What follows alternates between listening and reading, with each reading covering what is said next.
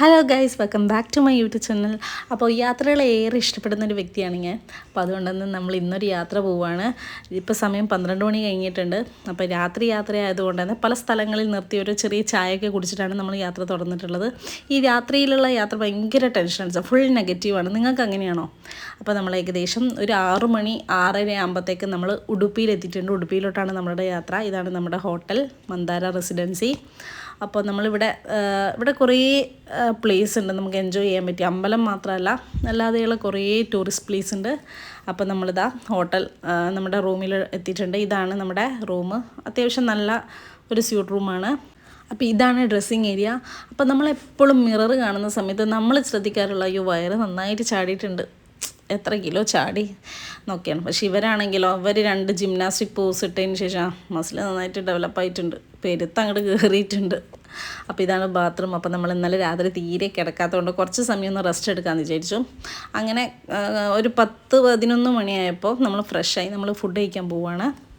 അപ്പം നമ്മുടെ നാട്ടിൽ കിട്ടുന്ന അതേ ടേസ്റ്റിൽ ഫുഡ് കിട്ടുന്ന ഒരു ഹോട്ടലിലേക്കാണ് പോകുന്നത്. നമ്മുടെ ഫ്രണ്ടിൻ്റെ തന്നെ ഒരു ഹോട്ടലാണ്.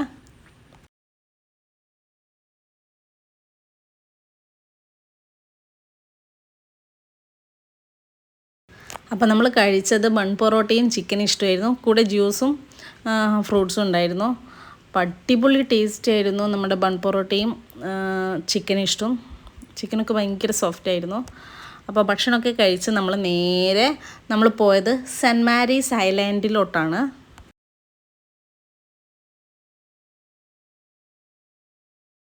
അപ്പം നമ്മൾ സെൻറ്റ് മാരീസ് ഐലൻഡിലോട്ട് പോകുന്നത് ഇവിടെ നിന്നൊരു ബോട്ടിൽ കയറിയിട്ടാണ്. ഇവിടെ നിന്നാണ് ബോട്ട് സ്റ്റാർട്ട് ചെയ്യുന്നത്. അപ്പം ഈ ഒരു സ്റ്റാച്ചു കാണുന്ന സമയത്ത് നിങ്ങൾക്ക് വീഡിയോയിൽ കാണുന്ന സമയത്ത് എത്രത്തോളം ഇഫക്റ്റ് ഉണ്ടെന്ന് എനിക്ക് അറിഞ്ഞുകൂടാ. പക്ഷെ നേരിട്ട് കാണുന്നത് ശരിക്കും റിയലാണെന്ന് തോന്നും. നമ്മുടെ ആളുകൾ ശരിക്കും ആൾക്കാർ നിൽക്കുന്ന പോലെ ഒരു ഇഫക്റ്റ് ആയിരുന്നു. ഭയങ്കര നല്ലതായിരുന്നു. അപ്പോൾ ഇവിടുന്ന് നമ്മൾ നേരെ ബോട്ട് ടിക്കറ്റ് എടുക്കുന്ന സ്ഥലത്തേക്കാണ് പോകുന്നത്.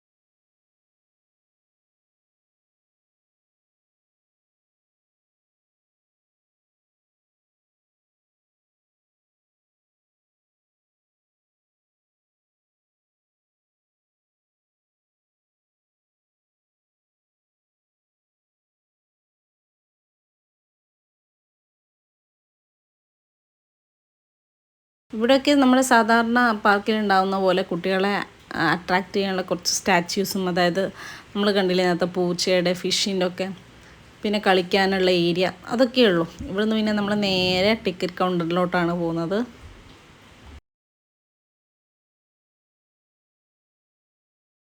ഒരു 10-12 മണി ആയിട്ടുണ്ടെങ്കിലും ചെറുതായി വെയിലുള്ളൂ. വെയിലിന് അങ്ങനെ ചൂടൊന്നുമില്ലായിരുന്നു, അതുകൊണ്ട് വലിയ ബുദ്ധിമുട്ടില്ല.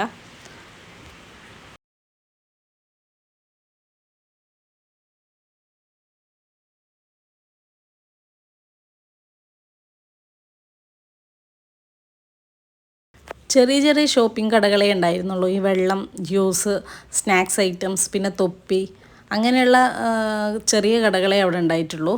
അങ്ങനെ നമ്മൾ ടിക്കറ്റ് എടുത്തതിന് ശേഷം നമ്മൾ ബോട്ട് എടുക്കുന്നവരെ വെയിറ്റ് ചെയ്യായിരുന്നു.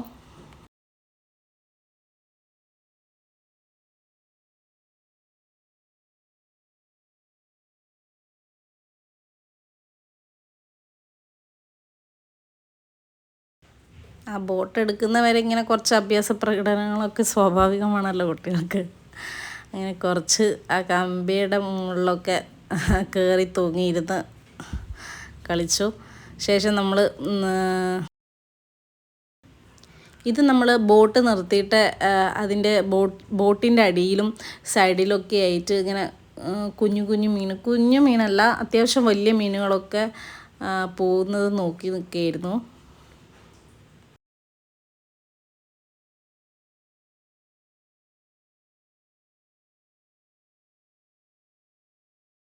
അപ്പോൾ കുറച്ച് സമയം വെയിറ്റ് ചെയ്തതിന് ശേഷം നമ്മൾ ബോട്ട് എടുക്കാൻ പോവുകയാണ്. അപ്പോൾ ബോട്ടിലേക്ക് ആളുകൾ കയറി ജാക്കറ്റ് ഇടാണ്. അവരവരുടെ സൈസിനനുസരിച്ചുള്ള ജാക്കറ്റ് എടുക്കുക. അപ്പോൾ ആദ്യം ആൻവിക്ക് എടുത്തത് കുറച്ച് വലുതായിരുന്നു, അപ്പോൾ അത് ആര്യന് കൊടുത്തു. ആൻവിയുടെ കറക്റ്റ് സൈസ് തന്നെ ജാക്കറ്റ് കിട്ടി. അപ്പോൾ നമ്മൾ ജാക്കറ്റൊക്കെ ഇട്ട് എല്ലാവരും റെഡി ആയിരിക്കുകയാണ്. അപ്പോൾ നമ്മൾ ബോട്ട് ഇപ്പം പുറപ്പെടും.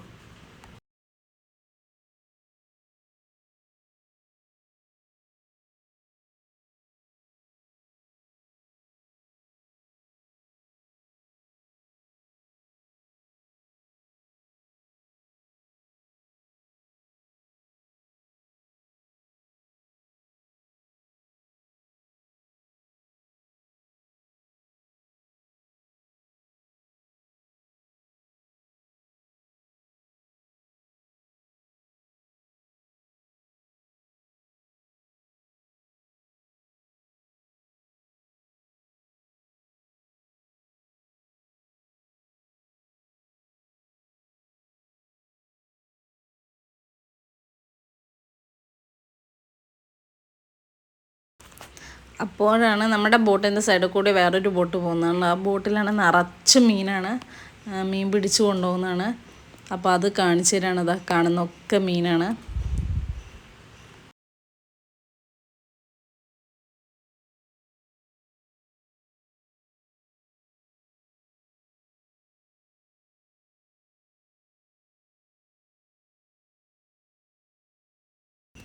അപ്പോൾ ഇതാ ബോട്ട് ഓടി തുടങ്ങിയിട്ടുണ്ട്. അപ്പോൾ ഇവിടെ നിന്നൊരു 10-20 മിനിറ്റോളം യാത്രയുണ്ട് നമുക്ക് ഐലൻഡിലോട്ട്.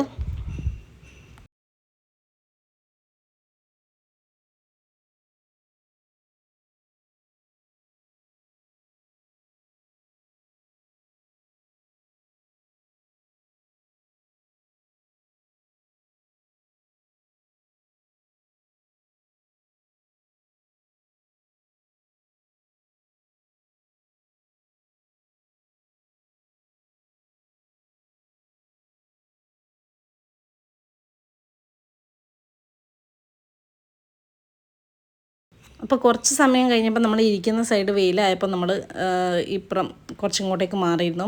ബോട്ടിൽ പാട്ടൊക്കെ വെച്ചിട്ടുണ്ട്. കുറേ പേരൊക്കെ അവിടുന്ന് ഡാൻസൊക്കെ കളിക്കുന്നുണ്ട്.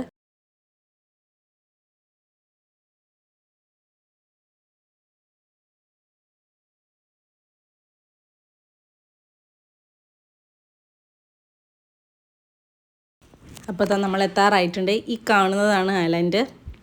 അപ്പോൾ ഇവിടുന്ന് നമ്മൾ വേറൊരു ബോട്ട് മാറിക്കയറണം, ചെറിയൊരു ബോട്ടിലോട്ട് മാറിക്കയറണം. അപ്പോൾ ഈ ബോട്ടിൻ്റെ ആൾ വന്നിട്ട് പറയാണ് ജാക്കറ്റൊക്കെ ഇവിടെ അഴിച്ചു വെച്ചതിന് ശേഷം നമ്മൾ വേറൊരു ബോട്ടിലോട്ട് മാറിക്കയറണം. 1 മണിക്കൂറേ ടൈമുള്ളൂ സ്പെൻഡ് ചെയ്യാൻ. ഇപ്പോൾ 1:50 ആയിട്ടുണ്ട്. 2:50 ആകുമ്പോഴത്തേക്ക് തിരിച്ചു വരണം എന്നൊക്കെ അയാൾ കന്നഡയിൽ പറയാം. കന്നഡ ആയതുകൊണ്ട് പെട്ടെന്ന് മനസ്സിലായി പറഞ്ഞത്.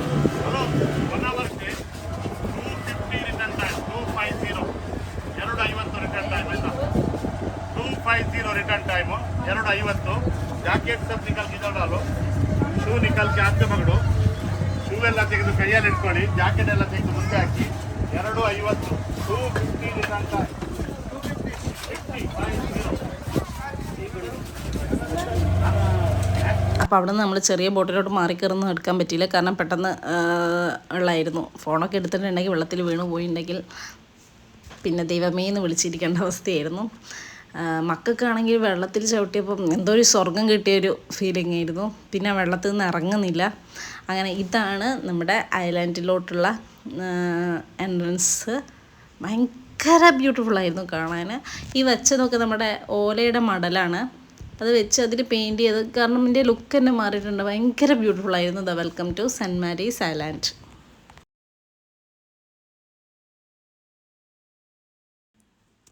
അപ്പോൾ ഇവിടെ പ്രത്യേകിച്ച് അങ്ങനെ കാണത്തക്ക രീതിയിലൊന്നുമില്ല. ഒരു കാം ആൻഡ് ക്വയറ്റ് പ്ലേസാണ്. നല്ലൊരു വൈബാണ്, നല്ലൊരു അറ്റ്മോസ്ഫിയറാണ്. ജീഷണം പറയായിരുന്നു വന്ന് ഒളിച്ചിരിക്കാൻ പറ്റിയ സ്ഥലമാണ്. ഭയങ്കര കൂൾ. നല്ല ഇതൊക്കെ ഉള്ളതുകൊണ്ട് നല്ല കൂളായിരുന്നു.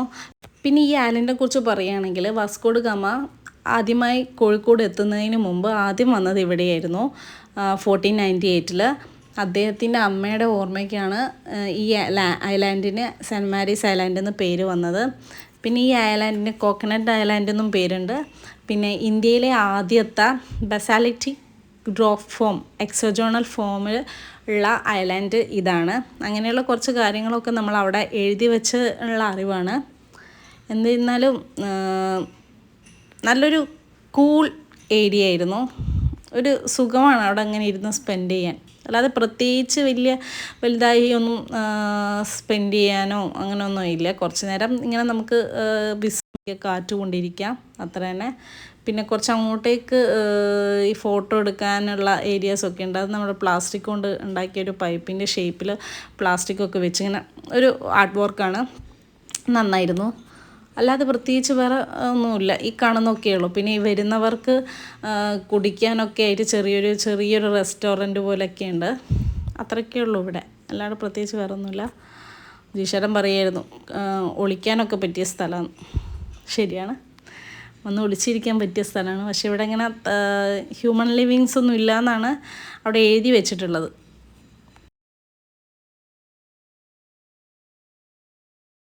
അപ്പം അത് കഴിഞ്ഞ് നമ്മൾ പുറത്തിറങ്ങിയപ്പോൾ ഇവർക്ക് വെള്ളത്തിൽ ഇറങ്ങണം എന്ന് തന്നെ. നമ്മളാണെങ്കിൽ ഡ്രസ്സ് കരുതിയിട്ടില്ല. അങ്ങനെ ഇട്ട ഡ്രസ്സ് എന്തായാലും നനച്ചു. അപ്പോൾ പിന്നെ ഡ്രസ്സ് അഴിച്ച് രണ്ടെണ്ണത്തിന് ജട്ടിപ്പുറത്ത് നിർത്തിയതാണ്. ജട്ടിപ്പുറത്തായിരുന്നു പിന്നെ കളിച്ചതൊക്കെ. എന്തായാലും മക്കൾ നന്നായിട്ട് എൻജോയ് ചെയ്തിട്ടുണ്ട്.